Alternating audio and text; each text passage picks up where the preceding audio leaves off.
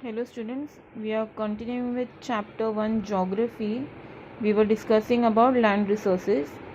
Now we discussed that land in India there consists of mainly three types. Those are the plains, mountains and plateaus. 30% is about mountains. अभी इन mountains में जो rivers है वो perennial flow में होते हैं, यानी कि यहाँ का जो रिवर्स है वो पूरे 12 महीना there water is available in those resources in those rivers, so उसे हम पेरिनियल रिवर्स बोलते हैं। और जो 27% प्लेटो है उसमें बहुत सारे रिच रिजर्व्स हैं मिनरल्स के, फॉसिल फ्यूल्स एंड फॉरेस्ट के। अब जो लैंड यूटिलाइजेशन है, लैंड रिसोर्सेज वो किन पर्पसेस यानी किन चीज़ों के लिए यूटिलाइज होते हैं।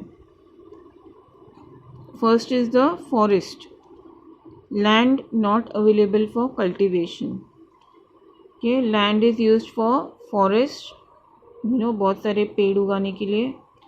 Then it is land not available for cultivation, जैसे कि बैरन लैंड होता है जिसमें हम कुछ नहीं उगा सकते, and waste land. Then land put to non agricultural uses, तो उसमें आएंगे बिल्डिंग्स, रोड्स, फैक्ट्रीज। फिर लैंड यूटिलाइजेशन होता है for other uncultivated land that is excluding fallow land. Fallow land यानी कि जो हम यूज़ नहीं करते हैं उसे हम फैलो लैंड बोलते हैं। तो this will not be a part of this utilisation.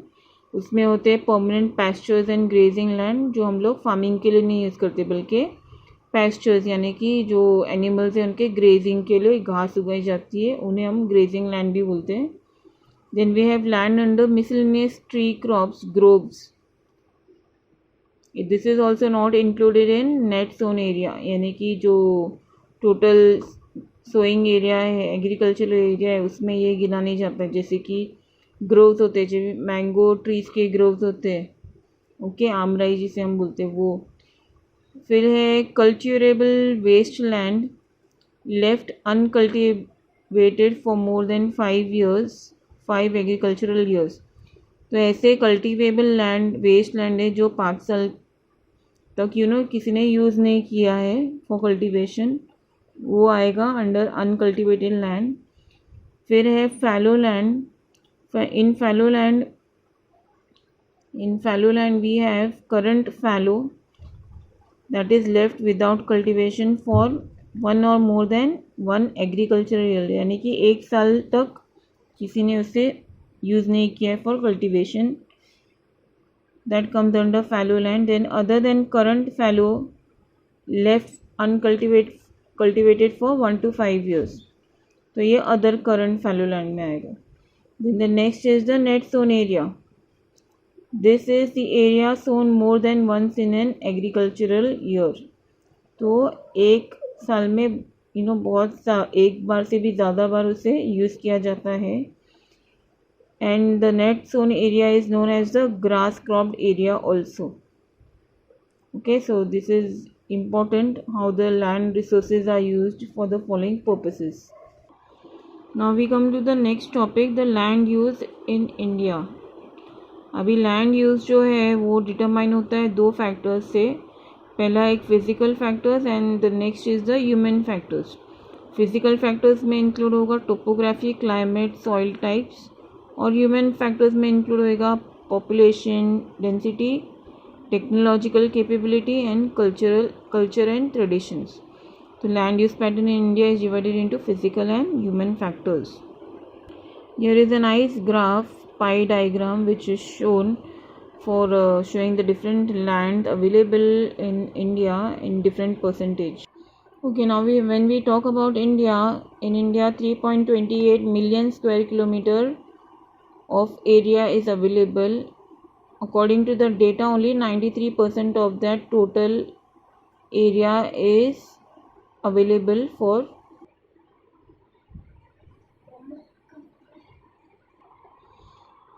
only 93% of the total, which is 93% that is available, because land use reporting for most of the northeast states except Assam has not been done successfully, क्योंकि north east के states के बहुत सारे के जो land serving होता है वो हो चुका है एक्सेप्ट फॉर असम, तो वो अभी तक इसमें काउंट नहीं किया गया है। Moreover Jammu and Kashmir occupied by Pakistan and China has also not been surveyed. तो पाकिस्तान जो China occupied Jammu and Kashmir which is occupied by Pakistan and China में भी कुछ जो पार्ट्स आते हैं इंडिया के वो भी इसमें काउंटिंग में नहीं है।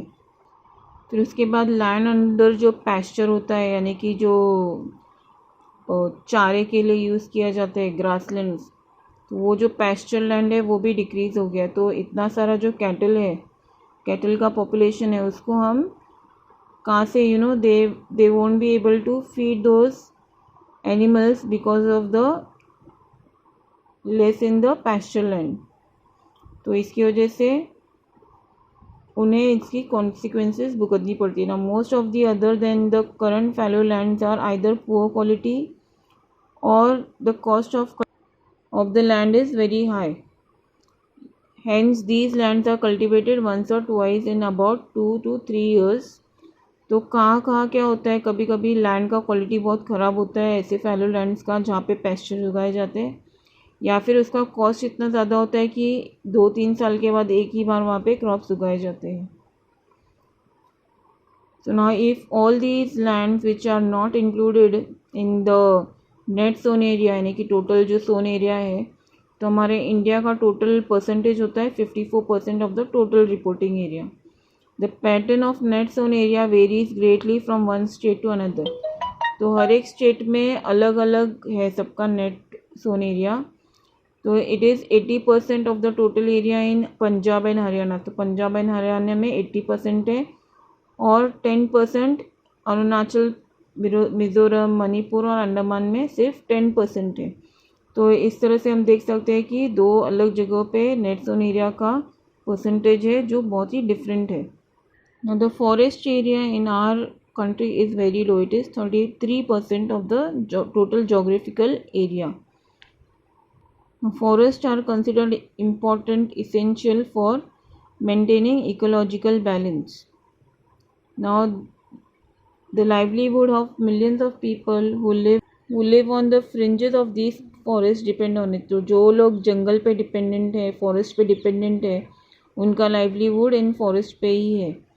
तो a part of the land is termed as wasteland and land put to other non-agricultural uses. Wasteland includes rocky, arid, desert areas and land put to other non-agricultural uses include settlement। अभी जो wasteland है तो वो wasteland को हम consider क्या करते हैं, जो एग्रीकल्चरल के ये यूज़ नहीं होता है, जिसमें रॉकी, एरिड यानी कि डेजर्ट टाइप और डेजर्ट एरियाज इंक्लूड होते हैं। और वो सब और उसमें क्या क्या कर सकते हैं, सेटलमेंट्स बना सकते हैं लोगों के रहने के लिए, रोड्स बना सकते हैं, रेलवेज बना सकते हैं, इंडस्ट्रीज़ बना सकते हैं। Then continuous use of land over a long period without taking appropriate measures to conserve and manage it has resulted in land degradation. यानी कि हम कंटिन्यूस यूज़ करते रहते हैं लैंड का, तो उससे लैंड डिग्रेड हो जाता है।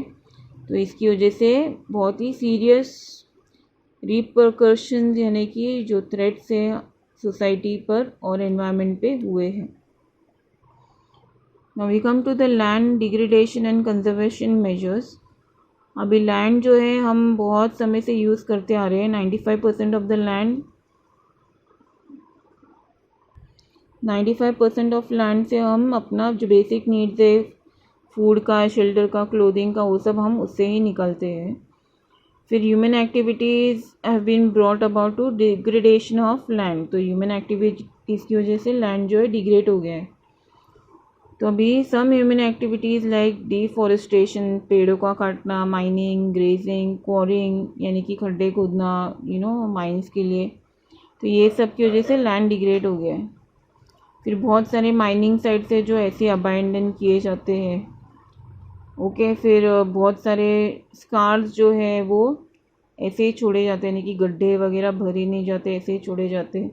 तो इन सब की वजह से लैंड डिग्रेड हो गया है। यहाँ पे बहुत सारे एग्जांपल्स दिए हैं, I want you all to read it.